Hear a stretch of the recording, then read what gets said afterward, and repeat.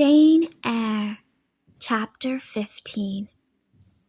Mr. Rochester did, on future occasion, explain it.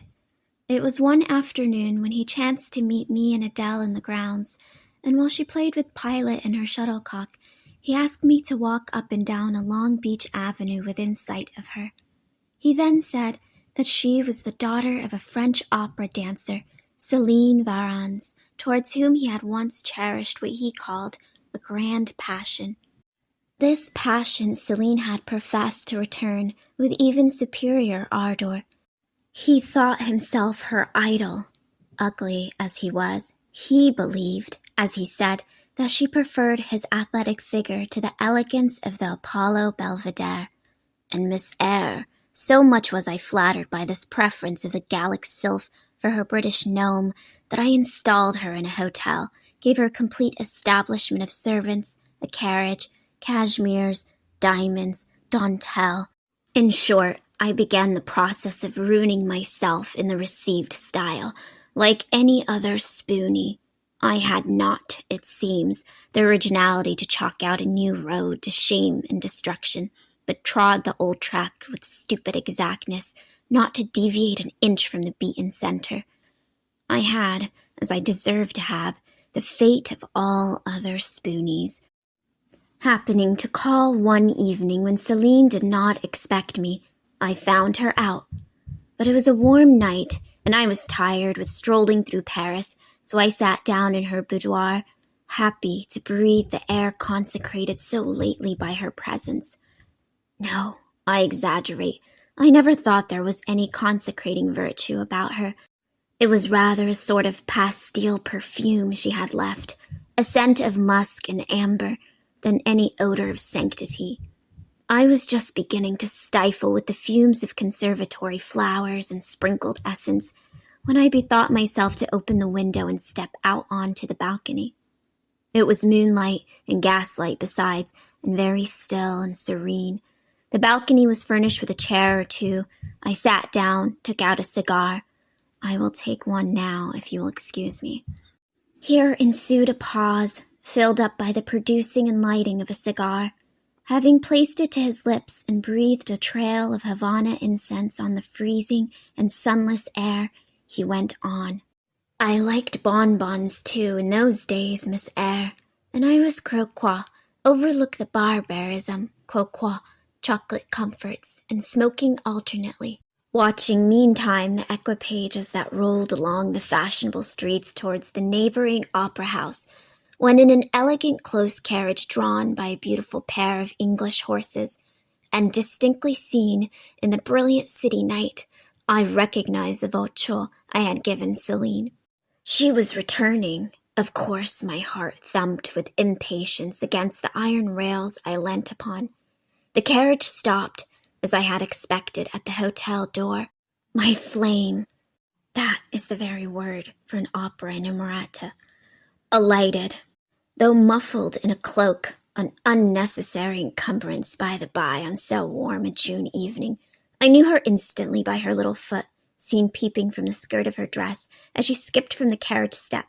Bending over the balcony, I was about to murmur, "My angel," in a tone, of course, which should be audible to the ear of love alone, when a figure jumped from the carriage after her, cloaked also, but that was a spurred heel which had rung on the pavement, and that was a hatted head which now passed under the arch porte-cochere of the hotel.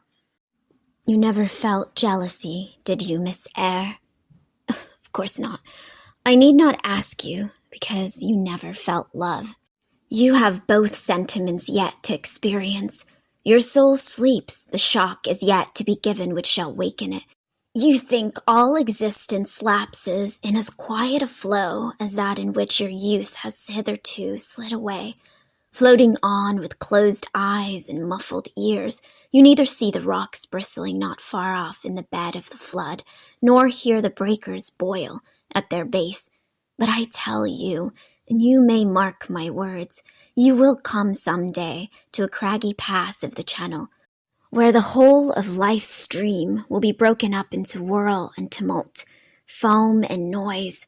Either you will be dashed to atoms on crag points, or lifted up and borne on by some master wave into a calmer current, as I am now.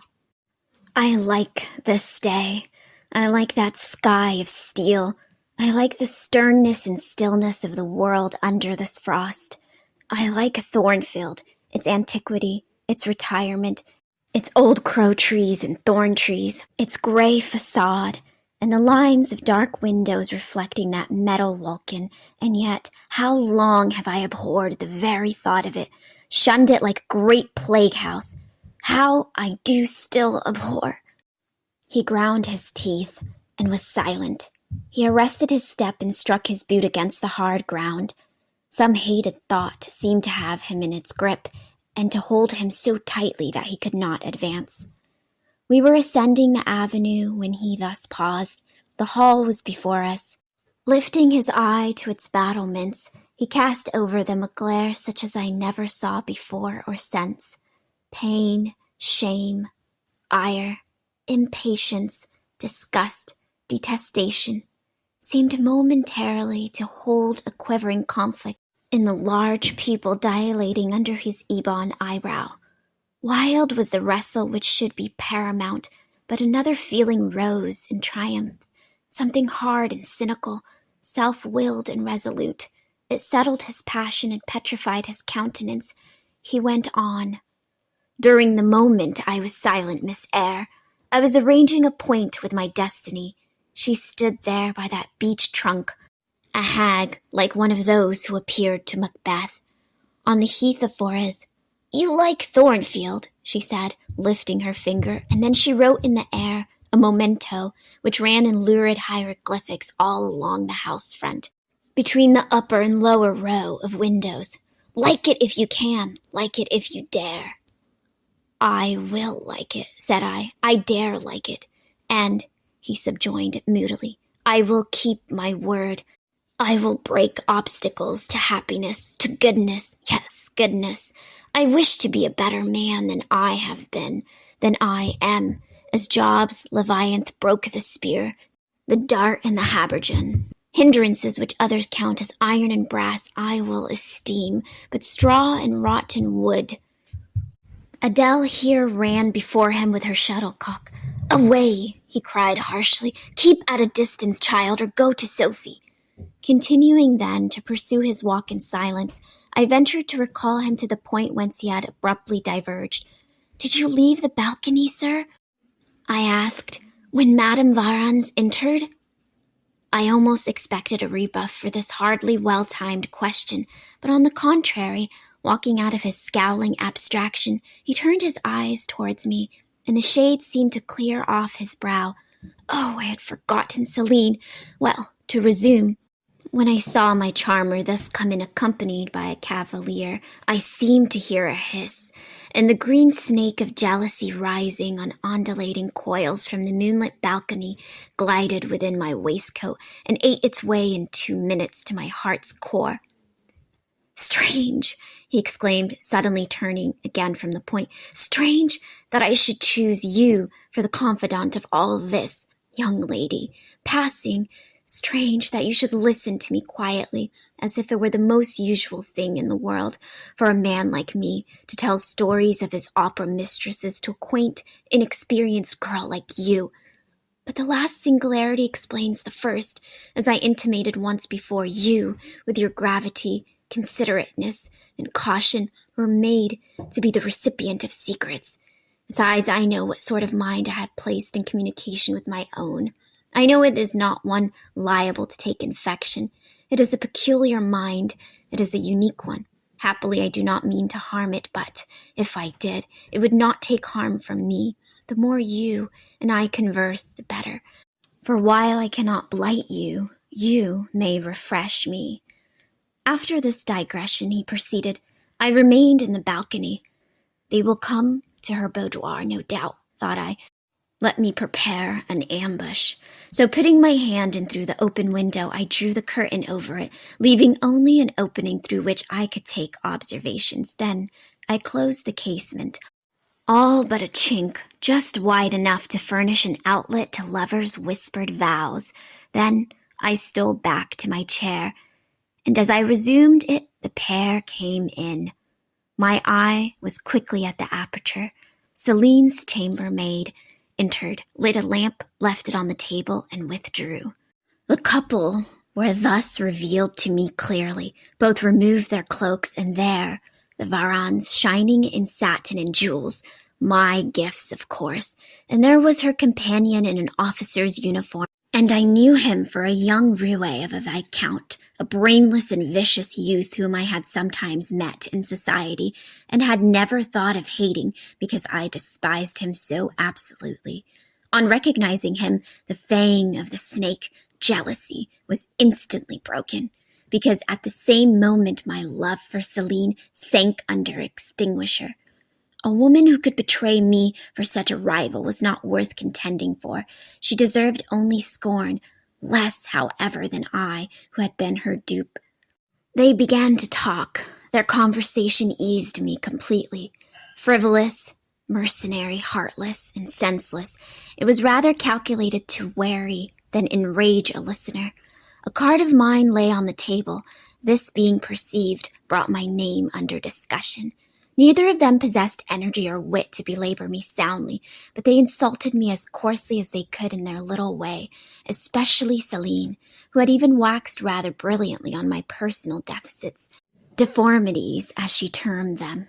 Now it had been her custom to launch out into fervent admiration of what she called my masculine beauty, wherein she differed diametrically from you, who told me point blank at the second interview that you did not think me handsome. The contrast struck me at the time, and Adele here came running up again. Monsieur, John has just to say that your agent has called and wishes to see you. Oh, in that case, I must abridge. Opening the window, I walked in upon them, liberated Celine from my protection, gave her notice to vacate her hotel, offered her a purse for immediate exigencies, disregarded screams, hysterics, prayers, protestations, convulsions, made an appointment with the Viscount for a meeting at the Bois de Boulogne. Next morning, I had the pleasure of encountering him, left a bullet in one of his poor etiolated arms, feeble as the wing of a chicken in the pip, and then thought I had done with the whole crew. But unluckily, the Varans, 6 months before, had given me this little girl, Adele, whom she affirmed was my daughter, and perhaps she may be, though I see no proofs of such grim paternity written in her countenance. Pilot is more like me than she. Some years after I had broken with the mother, she abandoned her child and ran away to Italy with a musician or singer. I acknowledge no natural claim on Adele's part to be supported by me, nor do I now acknowledge any, for I am not her father. But hearing that she was quite destitute, I took the poor thing out of the slime and mud of Paris and transplanted it here, to grow up in the clean and in the wholesome soil of an English country garden. Mrs. Fairfax found you to train it. But now you know that it is the illegitimate offspring of a French opera girl. You will perhaps think differently of your post and protégé. You will be coming to me some day with notice that you have found another place, that you beg me to look out for a new governess, eh? No, Adele is not answerable for either her mother's faults or yours. I have a regard for her, and now that I know she is, in a sense, parentless, forsaken by her mother and disowned by you, sir, I shall cling closer to her than before. How could I possibly prefer the spoiled pet of a wealthy family who would hate her governess as a nuisance to a lonely little orphan who leans towards her as a friend? Oh, that is the light in which you view it. Well, I must go in now, and you too. It darkens. But I stayed for a few minutes longer with Adele and Pilot, ran a race with her, and played a game of battledore and shuttlecock. When we went in and I had removed her bonnet and coat, I took her on my knee, kept her there an hour, allowing her to prattle as she liked, not rebuking even some little freedoms and trivialities into which she was apt to stray when much noticed, and which betrayed in her a superficiality of character inherited probably from her mother, hardly congenial to an English mind. Still, she had her merits, and I was disposed to appreciate all that was good in her to the utmost. I saw in her countenance and features a likeness to Mr. Rochester, but found none. No trait, no turn of expression announced relationship. It was a pity. If she could have been proved to resemble him, he would have thought more of her. It was not till after I had withdrawn to my own chamber for the night that I steadily reviewed the tale Mr. Rochester had told me. As he had said, there was probably nothing at all extraordinary in the substance of the narrative itself. A wealthy Englishman's passion for a French dancer and her treachery to him were everyday matters enough, no doubt, in society. But there was something decidedly strange in the paroxysm of emotion which had suddenly seized him when he was in the act of expressing the present contentment of his mood and his newly revived pleasure in the old hall and its environs. I meditated wonderingly on this incident, but gradually quitting it, as I found it for the present inexplicable.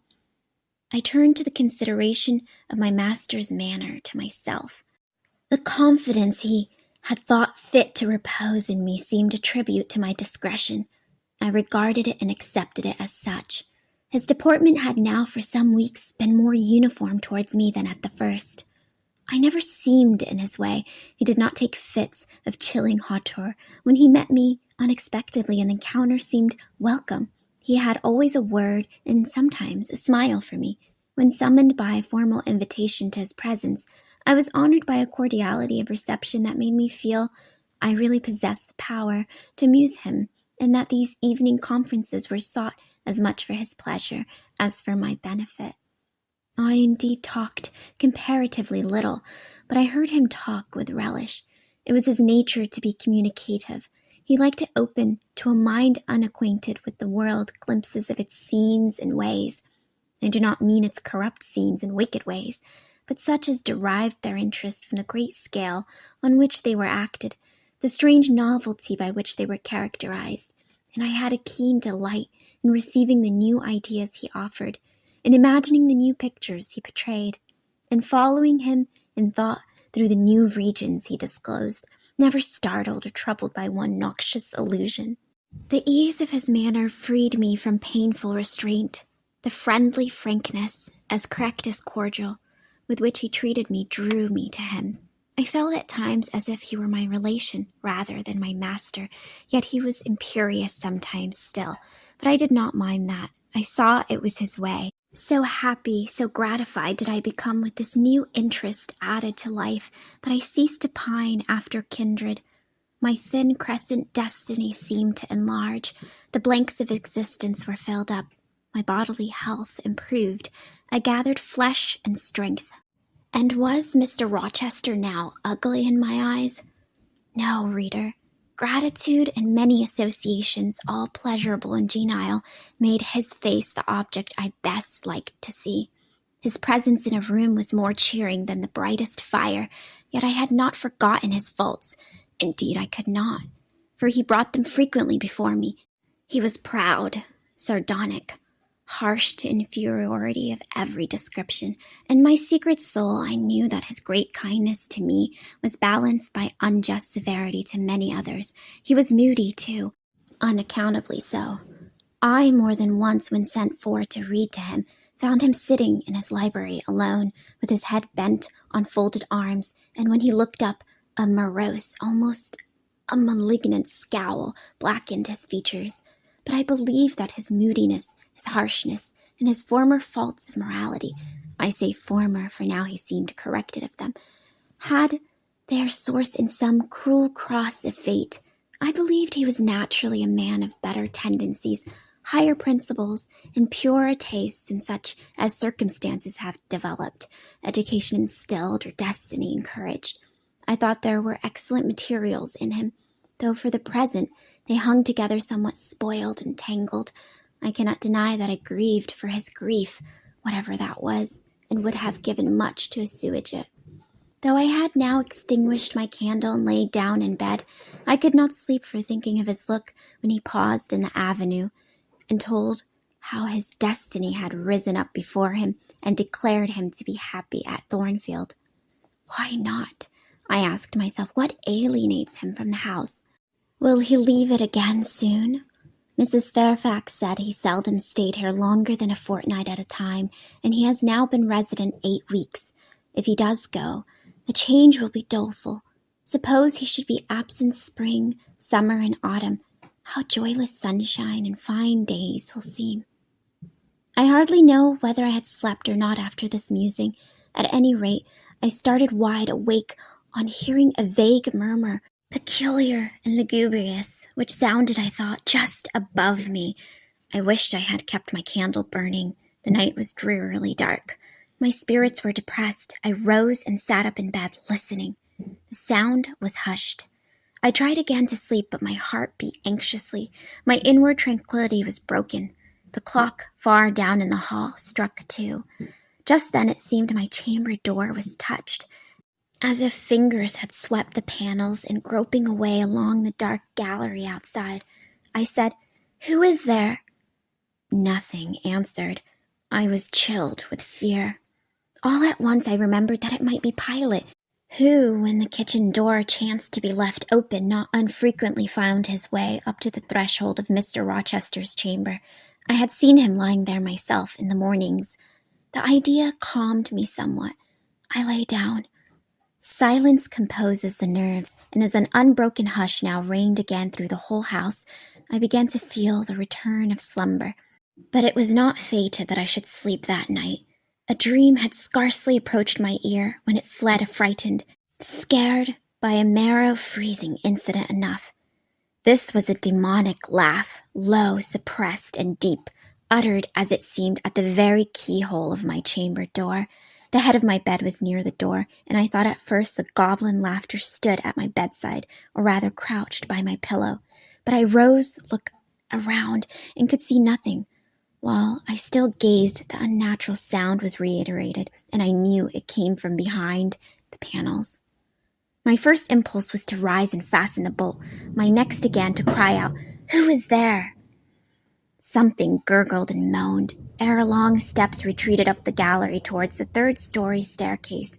A door had lately been made to shut in that staircase. I heard it open and close, and all was still. Was that Grace Poole? And is she possessed with a devil? Thought I. Impossible now to remain longer by myself. I must go to Mrs. Fairfax. I hurried on my frock and a shawl. I withdrew the bolt and opened the door with a trembling hand. There was a candle burning just outside, left on the matting in the gallery.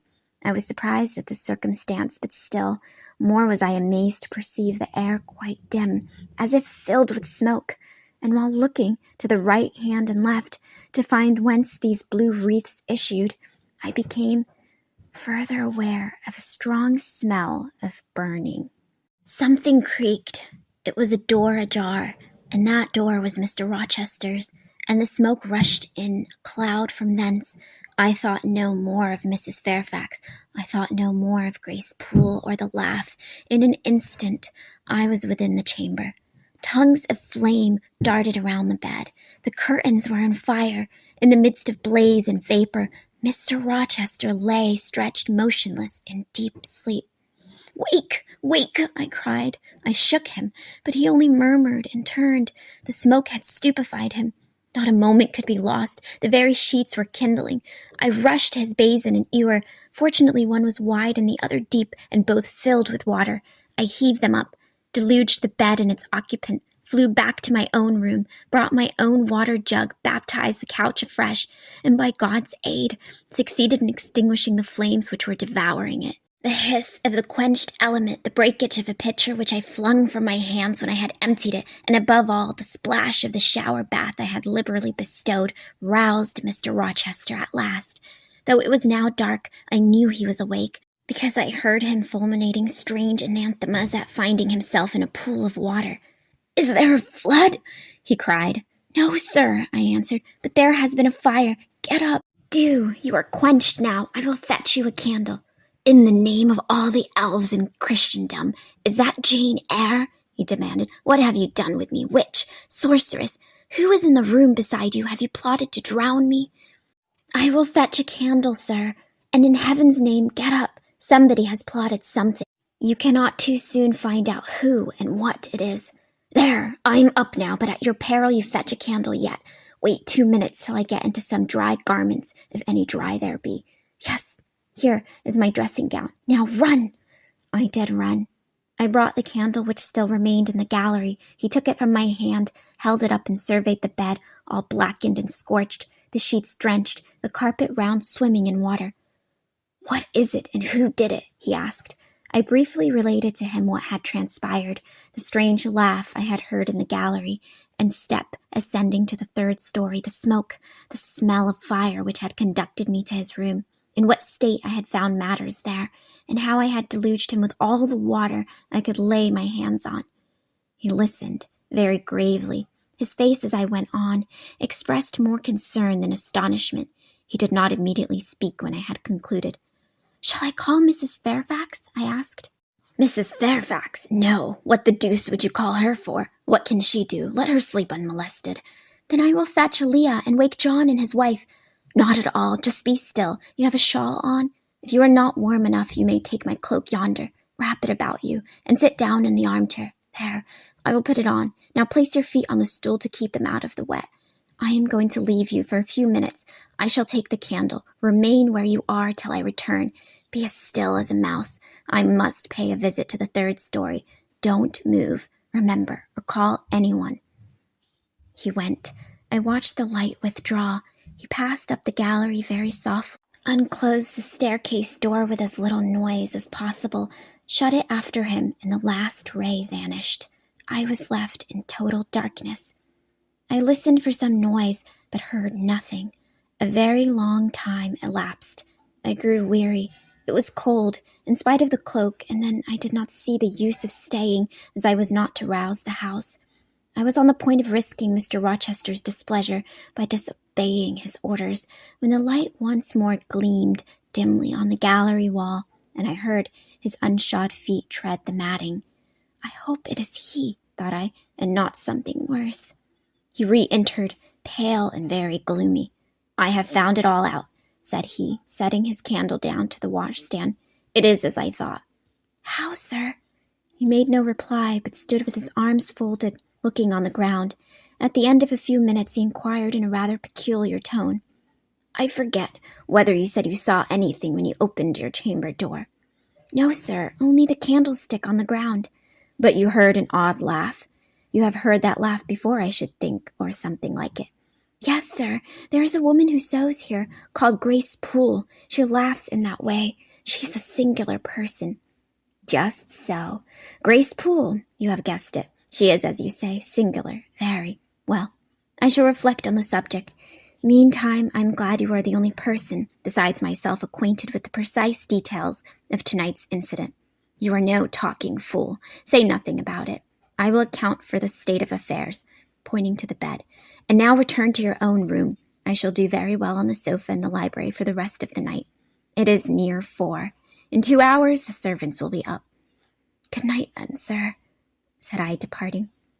He seemed surprised, very inconsistently so, as he had just told me to go. "What?" he exclaimed. "Are you quitting me already, and in that way?" "You said I might go, sir." "But not without taking leave, not without a word or two of acknowledgment and goodwill, not, in short, in that brief, dry fashion. Why, you saved my life, snatched me from a horrible and excruciating death, and you walk past me as if we were mutual strangers. At least, shake hands." He held out his hand. I gave him mine. He took it first in one, then in both, his own. "You have saved my life. I have a pleasure in owing you so immense a debt. I cannot say more. Nothing else would have been tolerable to me in the character of creditor for such an obligation. But you, it is different. I feel your benefits no burden, Jane." He paused, gazed at me. Words almost visible trembled on his lips, but his voice was checked. "Good night again, sir. There is no debt, benefit, burden, obligation in the case. I knew," he continued, "you would do me good in some way, at some time. I saw it in your eyes when I first beheld you. Their expression and smile did not—" Again he stopped. "Did not," he proceeded hastily, "strike delight to my very inmost heart, so for nothing, People talk of natural sympathies. I have heard of good genius. There are grains of truth in the wildest fable. My cherished preserver, good night. Strange energy was in his voice, strange fire in his look. I am glad I happened to be awake, I said, and then I was going. What? Will you go? I am cold, sir. Cold? Yes. And standing in a pool. Go then, Jane, go. But still, he retained my hand, and I could not free it. I bethought myself of an expedient. I think I hear Mrs. Fairfax move, sir, said I. Well, leave me. He relaxed his fingers, and I was gone. I regained my couch, but never thought of sleep. Till morning dawned, I was tossed in a buoyant but unquiet sea, where billows of trouble rolled under surges of joy. I thought sometimes I saw beyond its wild waters a shore, sweet as the hills of Bula, and now and then a refreshing gale, wakened by hope, bore my spirit triumphantly towards the bourne. But I could not reach it, even in fancy. A counteracting breeze blew off land and continually drove me back. Sense would resist delirium, judgment would warn passion. Too feverish to rest, I rose as soon as day dawned.